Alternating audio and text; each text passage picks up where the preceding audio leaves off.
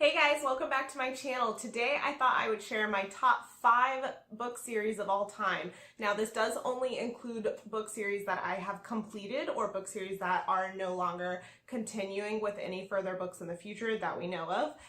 So there are a few series that I'm in the progress of that would probably end up on this list, but because I haven't finished them, I didn't feel like I could accurately rank them. And I'm also not doing these in a like best to worst or worst to best kind of order, so they're just going to be listed in no particular order pretty much. So my first series is a favorite series from childhood that I actually do not hear people talk about very often, and that is the Pendragon series. As you can tell, my copy is very well loved. I have not replaced it. However, I do have a hardcover wish list because the first, I think, 4 books in the series I don't have hardcovers of, and I would love to have those. But this is a fantasy sci-fi-ish kind of series, and it's more of a middle grade, I would say, kind of book. But it's about this kid who finds a door to other worlds, essentially, in a subway, and his adventures in traveling to those worlds and the drama and world-threatening things that happen. It's really good. I highly recommend, especially if you have kids. This is a great one. I still really enjoy it as an adult. I reread it probably every couple of years, and it's got a total of 10 books in the series, and they're all pretty decent sized chapter books. I think the last couple books are a lot thicker than this, but it's an excellent series. I really recommend. No top series list is complete without mentioning Harry Potter. This is a classic for a reason. A lot of people love it for a reason. I almost said everybody loves it, but that's not necessarily true. But it is a very well-loved series. I actually don't own the entire series. I only have the first 5, and I eventually want to get like a whole hardcover set. That's on an eventual wish list. Some of those get kind of pricey, but I absolutely love this for the same reason that a lot of you guys probably do. It's a great fantasy. It's a classic from, you know, my childhood / adulthood that I still like to reread multiple times, and it's got a great movie series to go along with it. My last 3 book series I actually do not own any of. I would love to eventually, but I just don't at the moment. And so coming in at number 3 is the Lunar Chronicles, and those are just fantastic retellings of some classic fairy tales. So if you're not familiar with them, the very first book is called Cinder, and it follows a character modeled after Cinderella, but she is a cyborg, and she is having to kind of do a save the galaxy kind of situation, and she runs into other characters along the way, as well as a Red Riding Hood type character, a Rapunzel type character, and a Snow White character. So I think this is one of the best retellings of classics that I've ever seen, or best like Disney princess kind of retellings.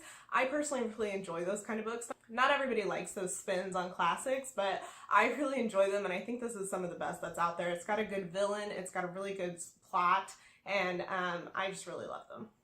The 4th one on my list is actually something that I completed recently, and I absolutely love this series. I'm obsessed with this author now. I want to read all of her books, and that is the Shades of Magic series.